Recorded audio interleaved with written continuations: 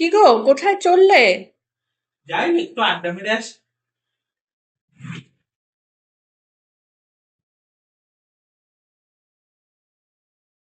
এ কি, পার্সের মধ্যে আমার 5,000 টাকা ছিল, এখন তো দেখছি মাত্র 300 রয়েছে। কি ব্যাপার হলো?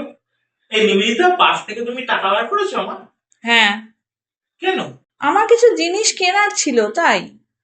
এই তো গত মাসে এক গাদা জিনিস কিনলে, আবার এই মাস তো পড়লোই না, সবে পড়লো, এর মধ্যে জিনিস কেনা শুরু করে দিলে। তা কি কিনলে শুনি? ওই অনলাইনে একটা ব্যাগ দেখছিলাম, খুব পছন্দ হয়েছিল, ওটাই নিলাম। বাপ রে, সারা মাসে হাত খরচ বাবদ 5,000 টাকা দিই, তারপরে এদিক ওদিক সেদিক থেকে, পকেট থেকে বা পার্স থেকে সব সময় টাকা আমি দেখি এদিক ওদিক চলে যাচ্ছে। তার পরিমাণও নেহাত কম থাকে না। এত কিছু করার পরে এই নেল পালিশ, এই লিপস্টিক, হেনা তেনা কত জিনিস কেনা হয়, এত কিছু করার পরেও মন পাই না কিন্তু আমি। কারণ যেই বন্ধুদের গ্যাদারিং হয় অথবা বাপের বাড়ির সাথে কথা হয়, সঙ্গে সঙ্গে কিন্তু আমার শ্রাদ্ধ হচ্ছে, আর সেখানে কিনা 2,000 টাকা দিয়ে ভাবছিল ভোট পাবে। কি করে ভাবে কে জানে।